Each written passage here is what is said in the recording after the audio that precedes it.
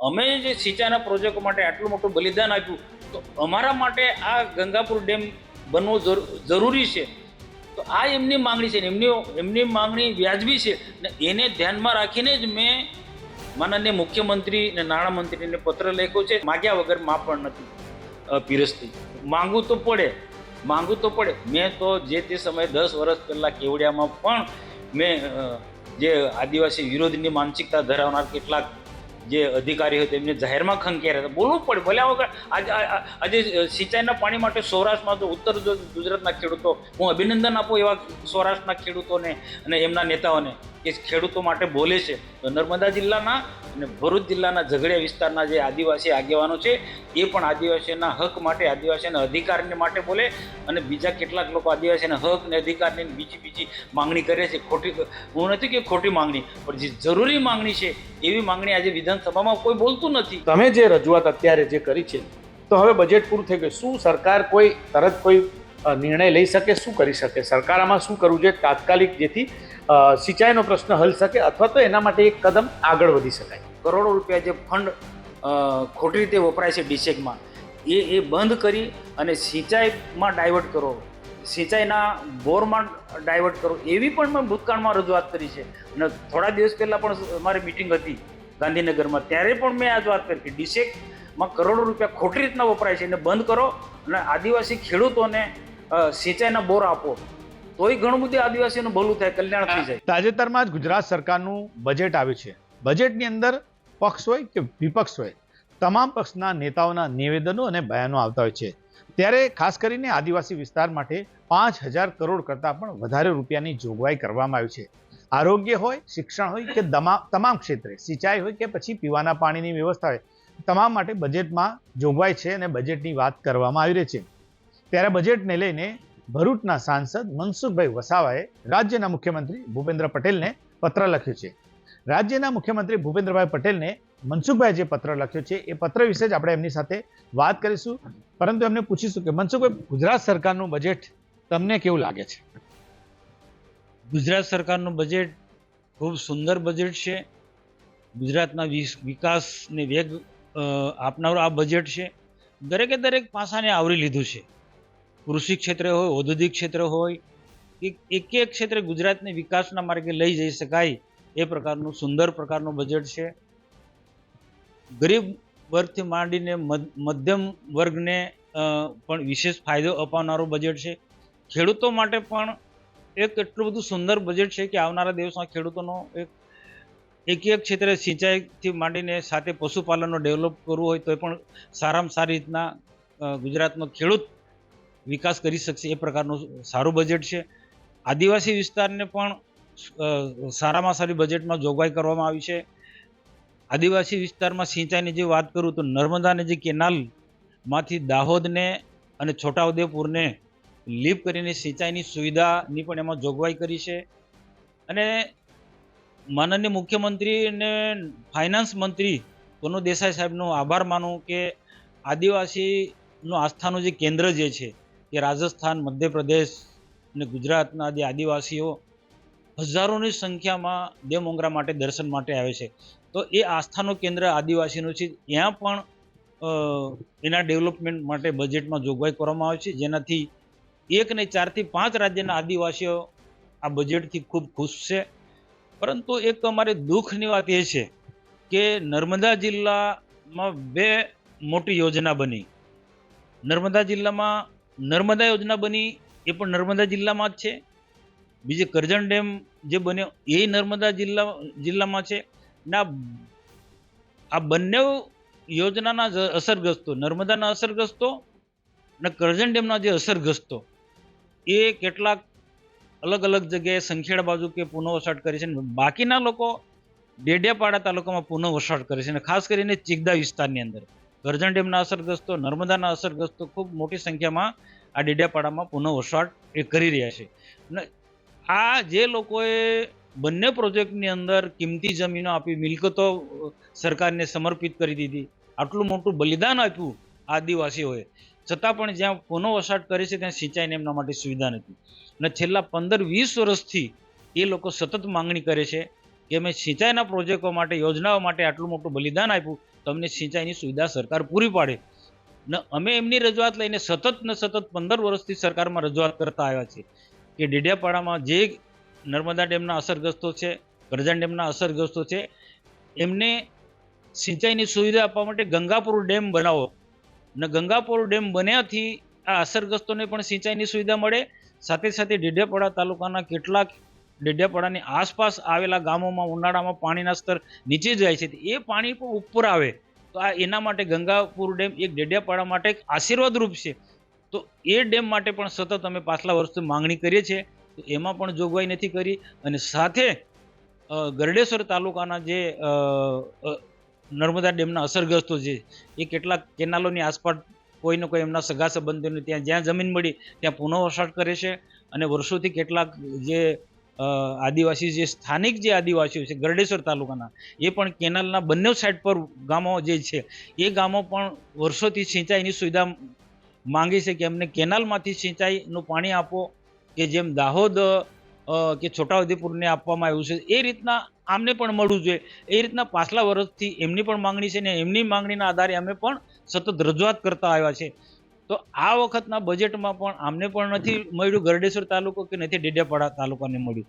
મારી માંગણી જે છે કે ગંગાપુર ડેમ બને ને ગંગાપુર ડેમમાં કદાચ ઉનાળામાં પાણી ઘટે તો કણજી વાંદરી પાસે નર્મદા ડેમનો પીવાના પાણીનો આખો મોટો પ્રોજેક્ટ બની રહ્યો છે. તેની સાથે કનેક્ટિવિટી કરી અને એ પાણી આ ગંગાપુર ડેમમાં નાખવામાં આવે તો 12 માસ પૂરેપૂરું પાણી આખા ડેડિયાપાડા તાલુકાનો સાગબારાને પણ આપી શકીએ. અને સાથે સાથે કરજણ ડેમ હયાત છે. કરજણ ડેમમાં પણ વિસલ ખાડીનો આખો મોટો પ્રોજેક્ટ છે.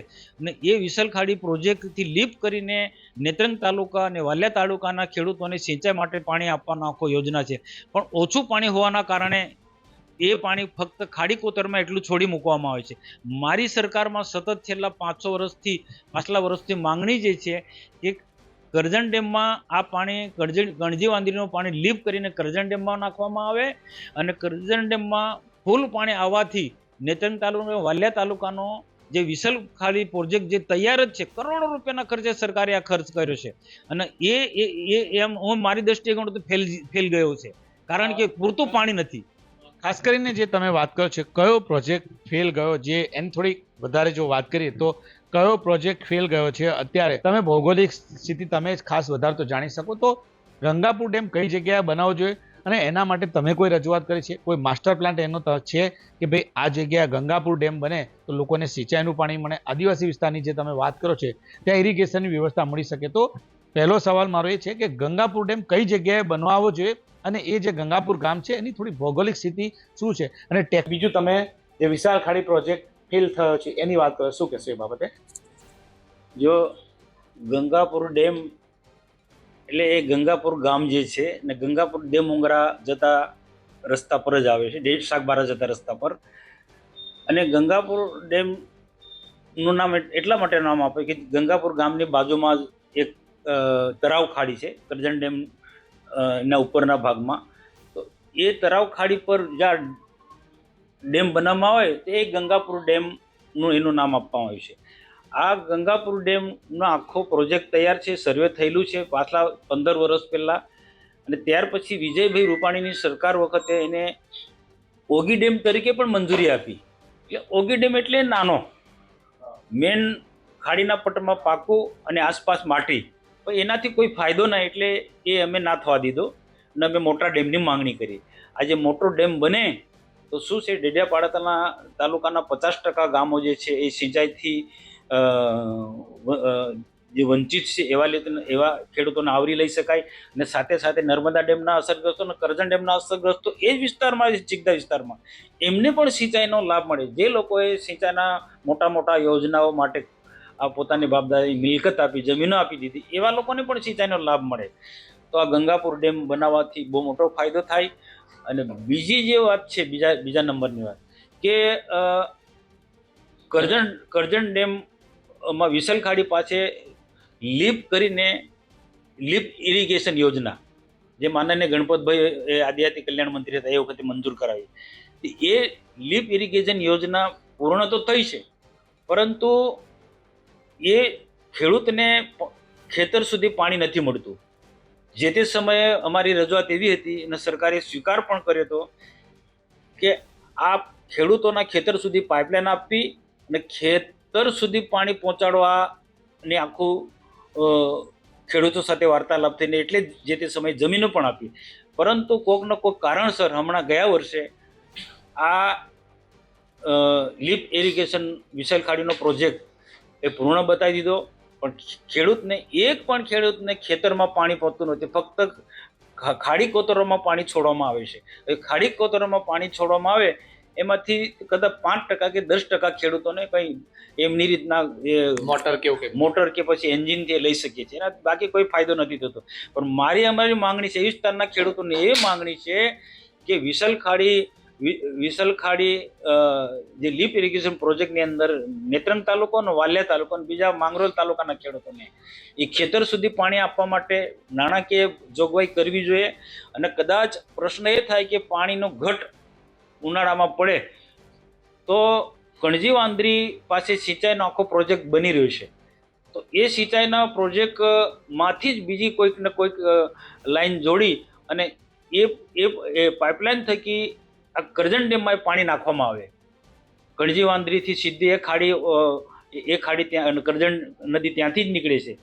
તો માલસામોટના ઉપરના ભાગમાં કરજણ ડેમનું પાણી સીધું લીપ કરીને કરજણ નદીમાં નાખવામાં આવે તો એ પાણી કરજણ ડેમમાં આવે ને કરજણ ડેમથી વિશાલ ખાડી કરીને ઉનાળામાં પણ લીપ કરીને નેત્રંગના વાલિયા તાલુકાના, ઝઘડિયા તાલુકાના અને વાડી વિસ્તારના ખેડૂતોને એ સિંચાઈની સુવિધા સારામાં સારી રીતના લાભ મળી શકે.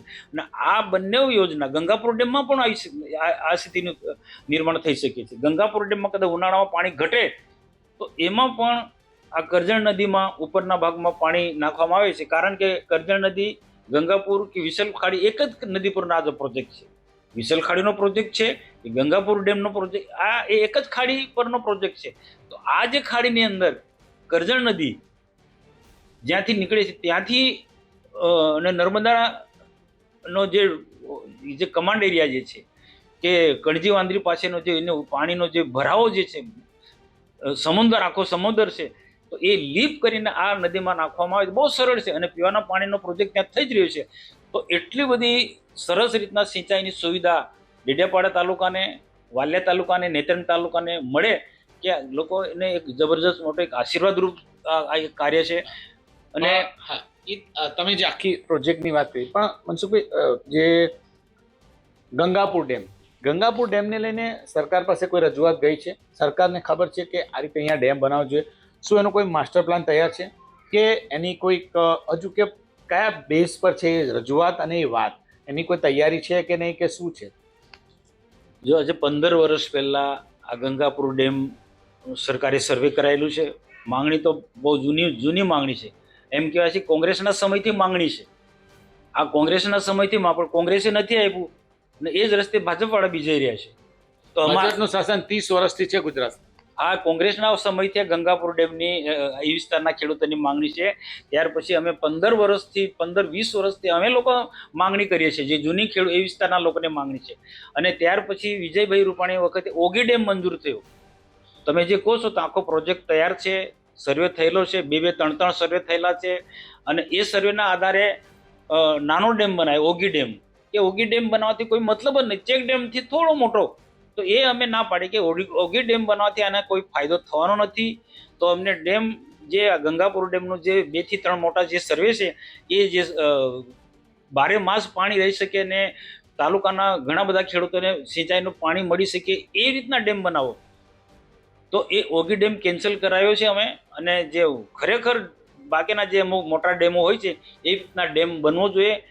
પણ પ્રશ્ન એ આવે છે, મને લાગે છે ત્યાં સુધી કે જંગલની થોડી ઘણી જે જમીનો જાય છે એ જંગલની જમીનોના કારણે આ ડેમ મોટો બનાવવા નથી આવતો. પણ મારે પ્રશ્ન એ છે, આવો પ્રશ્ન કરનારા લોકોને જવાબ મારે એ છે કે બાકીની અંદર આખા દેશની અને આખા ગુજરાતની અંદર આ મોટા મોટા પ્રોજેક્ટો બન્યા, નર્મદા ડેમ બને તો કેટલા એકર જમીન ગઈ. તો એના બદલામાં બીજી અન્ય જગ્યાએ કોઈ જગ્યાએ જમીન આપી શકે સરકાર.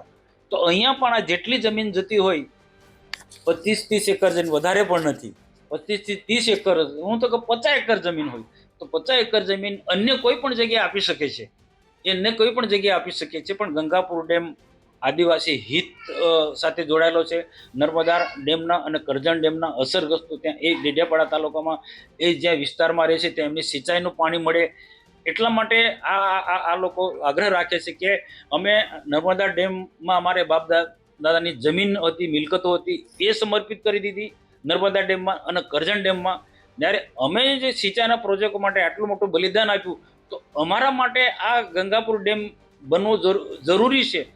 તો આ એમની માંગણી છે, એમની માંગણી વ્યાજબી છે. અને એને ધ્યાનમાં રાખીને જ મેં માનનીય મુખ્યમંત્રી અને નાણામંત્રીને પત્ર લખ્યો છે. આ વર્ષ પૂરતું નહીં, આ વર્ષ પૂરતું નહીં, પાછલા વર્ષમાં પણ મેં એની રજૂઆત કરી છે. પાછલા સતત 10-15 વર્ષથી એની રજૂઆત કરતો આવ્યો છું. પણ મારે દુઃખની વાત એ છે કે નર્મદા જિલ્લાના આદિવાસી નેતાઓ, બીજા કોઈનું નામ લેવું નથી, કે આટલા બધા આદિવાસી ખેડૂતોની માંગણી છે, અસરગ્રસ્તોની માંગણી છે, પણ નર્મદા જિલ્લાના કોઈ પણ આદિવાસી નેતા બોલતા નથી, મૌન સેવે છે. એમને ખબર નહીં, એમને ડર લાગે છે કે બોલીશું તો સરકારમાં અમારા માટે કંઈક નારાજગી ઊભી થશે, કે પછી ખુશામત કરનારા લોકો આદિવાસી નેતા છે નર્મદા જિલ્લાના. અને એ જ રીતના ઝઘડિયા વિસ્તારમાં પણ એ સ્થિતિ છે. વિસલ ખાડી પ્રોજેક્ટ ફેલ ગયો છે. તો અને એના કારણે ખેડૂતોને નેત્રંગ તાલુકાના અને વાલિયા તાલુકાના, ઝઘડિયા તાલુકાને જે લીપ કરીને પાણી આપવાના હતા, કરોડો રૂપિયાના ખર્ચે આખો લીપનો પ્રોજેક્ટ પૂર્ણ થઈ ગયો છે. પણ હવે ખેડૂતોને પાઇપલાઇન સુધી પાણી નાખવા માટેની જોગવાઈ નથી થતી. તો આ જે જરૂરી જે છે એ વાત સરકારમાં, હું એવું નથી કહેતો સરકારની સાથે લડો, પણ એક વસ્તુ છે, કહેવત છે કે માગ્યા વગર માં પણ નથી પીરસતી. માંગવું તો પડે. મેં તો જે તે સમયે 10 વર્ષ પહેલા કેવડિયામાં પણ મેં જે આદિવાસી વિરોધની માનસિકતા ધરાવનાર કેટલાક જે અધિકારી હોય તેમને જાહેરમાં ખંખેર્યા હતા. બોલવું પડે, બોલ્યા વગર આજે સિંચાઈના પાણી માટે સૌરાષ્ટ્રમાં જો ઉત્તર ગુજરાતના ખેડૂતો, હું અભિનંદન આપું એવા સૌરાષ્ટ્રના ખેડૂતોને અને એમના નેતાઓને કે ખેડૂતો માટે બોલે છે. તો નર્મદા જિલ્લાના અને ભરૂચ જિલ્લાના ઝઘડિયા વિસ્તારના જે આદિવાસી આગેવાનો છે એ પણ આદિવાસીઓના હક માટે, આદિવાસીઓના અધિકારને માટે બોલે. અને બીજા કેટલાક લોકો આદિવાસીના હક અને અધિકારની બીજી માંગણી કરે છે. હું નથી કે ખોટી માંગણી, પણ જે જરૂરી માંગણી છે એવી માંગણી આજે વિધાનસભામાં કોઈ બોલતું નથી. નહીં જ બોલવાનું બોલે છે, ખાલી આખું લોકોને ગેરમાર્ગે દોરવાનું. જે જરૂરી જે મુદ્દા છે, આજે સિંચાઈનો મુદ્દો જે છે બહુ પ્રભાવી મુદ્દો છે અને આશીર્વાદરૂપ છે, તેના માટે બોલવું જોઈએ. હું તો કોઈ ભલે કોકને ખોટું લાગે કે કોકને નારાજ થાય, પણ જે સાચી વાત છે, ખેડૂતો, આદિવાસી ખેડૂતોના હિતની વાત છે, એટલે સતત હું રજૂઆત કરતો આવ્યો છું ને આજે પણ કરું છું અને આવનારા દિવસોમાં પણ હું બોલીશ. સરકારને તમે જે પત્ર લખ્યો છે, રાજ્યના મુખ્યમંત્રી ભૂપેન્દ્રભાઈ પટેલે જે પત્ર લખ્યો છે, પત્ર લખ્યા બાદ તમને લાગે છે, કારણ કે હવે બજેટ પૂરું થઈ ગયું છે, તો હવે શું આવનારા બજેટમાં અને આવનારા બજેટ સુધીમાં તો વાત પણ ભૂલાઈ જશે, કારણ કે આવનારું જે બજેટ હશે, એટલે કે આવતા વર્ષે, એટલે કે 2027નું બજેટ છે, તે વખતે ગુજરાતની વિધાનસભાની ચૂંટણીનું પણ વર્ષ હશે. તમે જે રજૂઆત અત્યારે જે કરી છે, તો હવે બજેટ પૂરું થઈ ગયું, શું સરકાર તરત કોઈ નિર્ણય લઈ શકે? શું કરી શકે સરકાર? આમાં શું કરવું જોઈએ તાત્કાલિક, જેથી સિંચાઈનો પ્રશ્ન હલ શકે, અથવા તો એના માટે એક કદમ આગળ વધી શકાય? જો સરકારની ઈચ્છા શક્તિ હોય ને તો ચાલુ બજેટ સત્ર ચાલુ છે, જે પણ કંઈક જોગવાઈ કર્યું હોય એ કરી શકે છે. જેટલા પણ એવું નથી કે આટલા ફંડ ફાળ્યું છે તે એક જ વર્ષે બધા વપરાઈ જવાના છે. શરૂઆત તો કરે, 15-20% જે ટોટલી બજેટમાં 15-20% આપે, એમાંથી થોડું કામગીરી તો ચાલુ થાય. પણ એક વખત તો સરકાર સ્વીકારે કે ગંગાપુર ડેમ બનાવવા માટે અમારી તૈયારી છે, અને બજેટમાં એની જે જોગવાઈ તો કરે. પછીની વાત પછી છે. અને બીજું, જો સરકારે કરવું જ જો હોય, અને આજે મેં સતત હું એટલા માટે કહું છું કે જે ખેડૂતો જે છે નર્મદાના અસરગ્રસ્તો છે, કરજણ ડેમના અસરગ્રસ્તો ને આદિવાસી છે, તો એમનો અધિકાર છે, એનો પ્રથમ અધિકાર છે. તો એમનો પ્રથમ અધિકારે પ્રથમ દ્રષ્ટિએ જ એમને વ્યવસ્થા કરવી જોઈએ. આટલું માંગણી કાલાવાલા કરાવવું જ ના જોઈએ, હું માનું છું.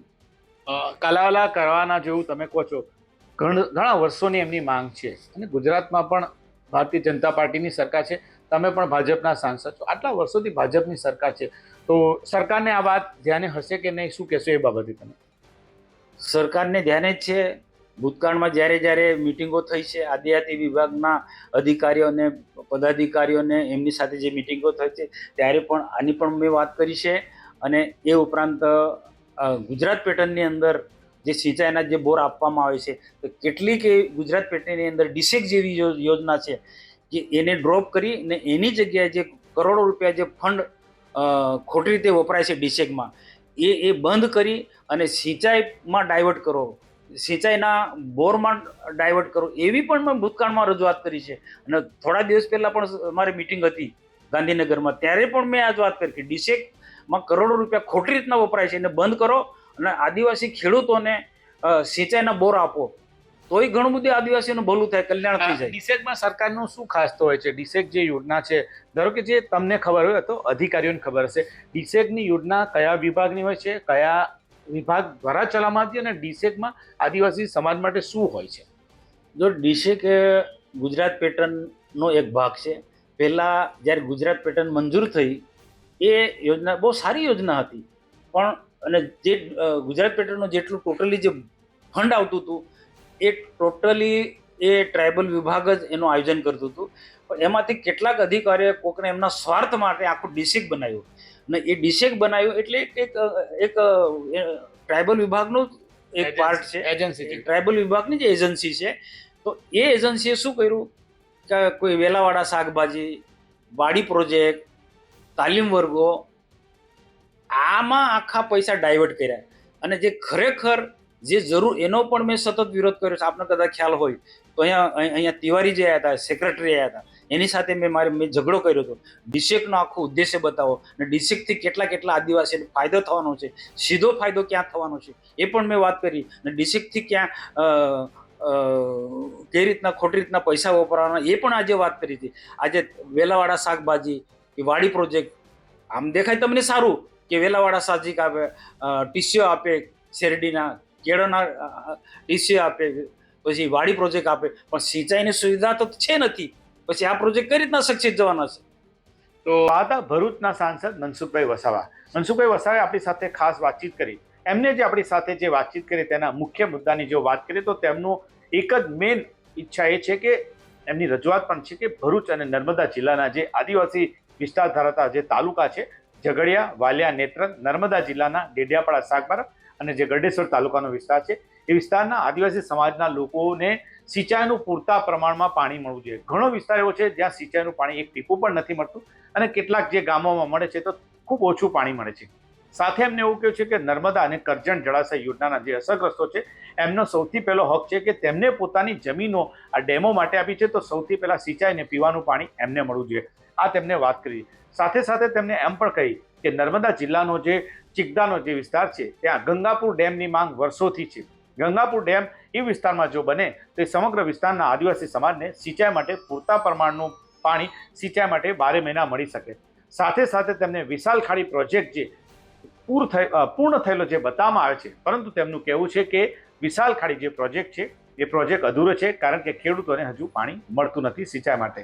આ ઉપરાંત તેમને જે આદિવાસી વિસ્તારના વિકાસ માટે અને આદિવાસીઓ માટે જે ઉત્થાન માટે જે ડિસેક નામની યોજના ચાલે છે, વનબંધુ કલ્યાણ યોજનાની અંતર્ગત એક એજન્સી થ્રુ જે સરકારની જ એજન્સી છે એમાં ડિસેકની જે યોજના છે એ ડિસેકની યોજના બંધ કરવી જોઈએ. કારણ કે ડિસેકની અંદર જે પ્રોજેક્ટ હોય છે એ પ્રોજેક્ટ ખેતીને લગતા હોય, પરંતુ જ્યાં સુધી સિંચાઈનું પાણી નહીં મળે તો આ પ્રકારની કામગીરી અને આ પ્રકારની ખેતી ખેડૂતો કેવી રીતે કરી શકશે? આમ તેઓનું કહેવું છે કે ડિસેકના પૈસા છે તેનો ઉપયોગ ખેડૂતોને બોર મોટર કે સિંચાઈની વ્યવસ્થા માટે કરવો જોઈએ. તો આ હતા ભરૂચના સાંસદ મનસુખભાઈ વસાવા.